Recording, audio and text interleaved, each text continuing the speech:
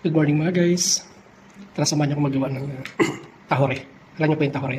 Ito po yung ginagamit na pampalasa sa lutong totsyong bangos. So dahil meron akong bangos at gusto ko magluto ng totsyo, pero walang tahore dito sa Saudi Arabia, ang gagawin ko ay gagawa ko ng sarili kong tahore. Yan, meron akong 3 pirasong bean curd or tofu or tokwa. Lalagyan ko ng asin. Okay. Tapos lalagyan ko ng toyo. Mga kaibigan. Tapos para mabango ang aking tahore, yung sanaw or sabaw ng tausi, yun ang ilalagay ko. Yan. Meron pa ako natitira dito ng tausi. So ayan mga kaibigan, ang aking simpleng sariling version na tahore. Ipe-ferment ko po ito ng mga 3 to 4 days. Tapos after 4 days ako na siya gagamitin. Magluluto tayo ng totsyong bangus. So yan lang po.